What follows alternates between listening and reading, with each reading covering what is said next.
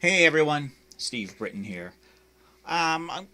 Normally I would go into a little bit more detail and have a little bit more fun with what I'm working on. I like to do some fun videos and such. But today is a rather serious one, so I'm going to keep this one pretty straightforward and simple and, quite frankly, really, really serious. So, with that, I want to talk a little bit about the events down in Charlottesville over the weekend. It's a pretty sad state of affairs. I've been worried about this happening for a while now, and unfortunately, it finally has. Someone has been killed. By some accounts, it could be as many as 3 people.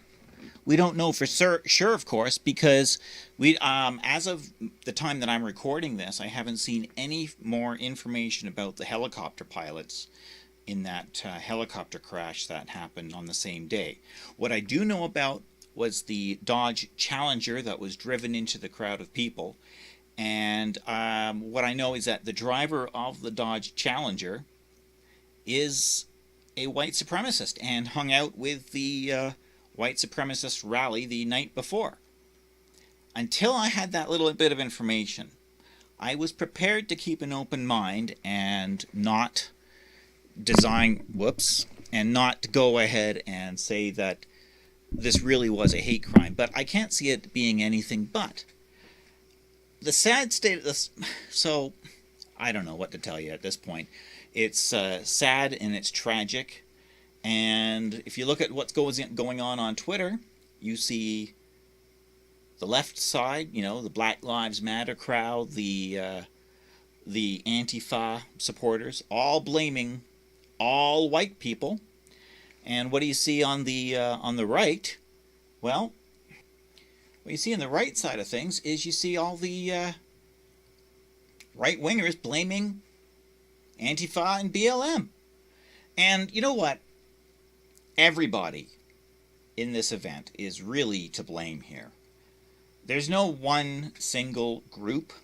There's no one single person who's to blame. It's everybody. It's the police for shutting down just one of the groups.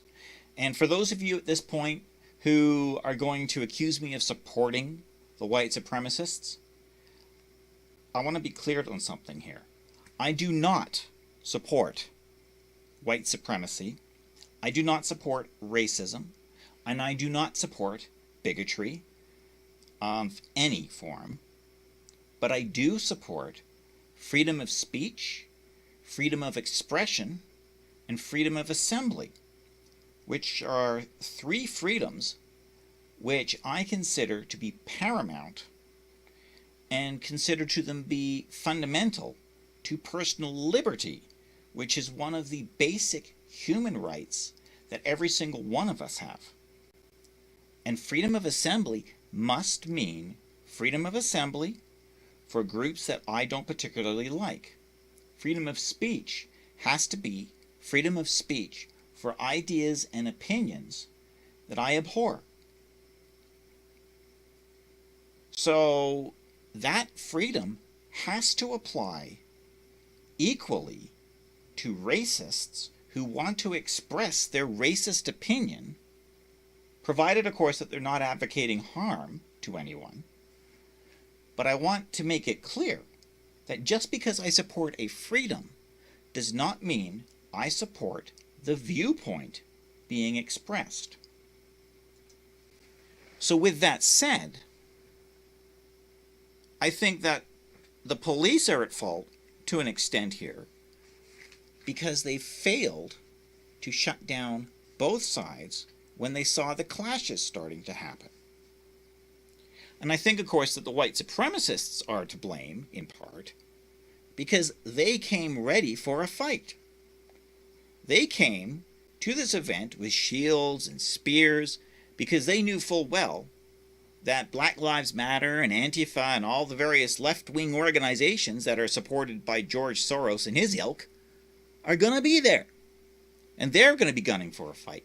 And quite frankly, at this point, I can't blame them for expecting a fight, because we've seen what Antifa and Black Lives Matter have done before.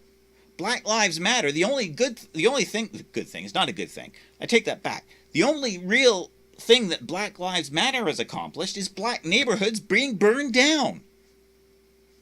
And that's not a good thing. So we've got the white supremacists, and they came ready for a fight, and they acted aggressively towards Black Lives Matter. The moment, or the left wing, let's just call them the left wing crowd. They acted aggressively towards the left wing crowd because they came expecting to be attacked. And then, of course, there's the left wing crowd, which came ready to attack. So you've got a powder keg being built here.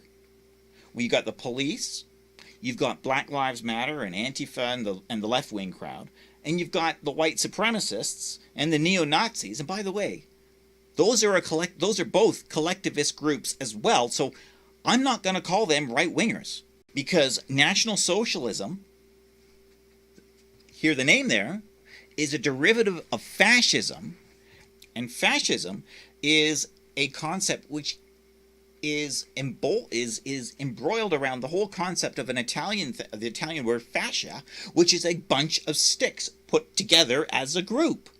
As individuals, we are weak. Together, we are strong.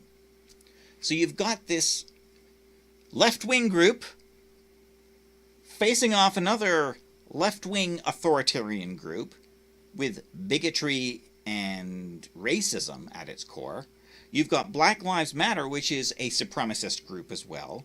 And you've got Antifa, which wants to shut down free speech. So you've got a violent confrontation starting, and the police are nowhere to be seen. And what happens? A woman gets run over.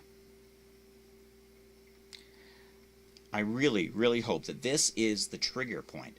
I hope that this is the flashpoint for everyone just to take a goddamn step back.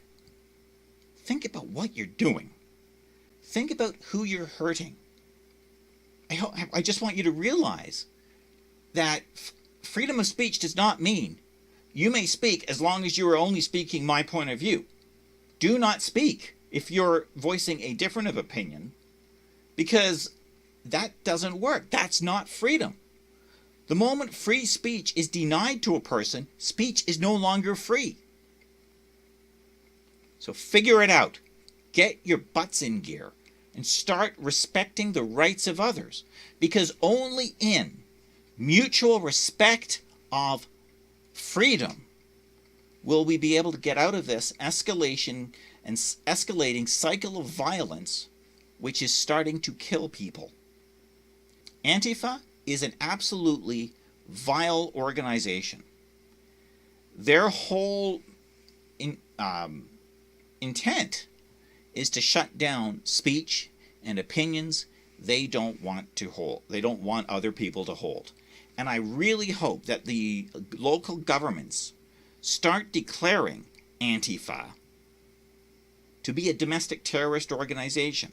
Look at what they did in Berkeley. Look at what they've been doing all over the place to people who want to just get together and voice an opinion that Antifa happens to not like. You know what? If you don't like an opinion and you don't want to have to voice a different one, leave. Don't be there. If you want to voice a different opinion, go voice an opinion. Say, I don't agree, and here's why. That's called reasoned debate. And reasoned debate gets you a lot further than beating the snot out of someone because you don't like their views. So there you go. That's it for me today. As I said, it's a rather serious one. And, well, let's all hope and pray that this actually improves, because I really don't like seeing dead bodies in streets. All the best. I'm Steve Britton.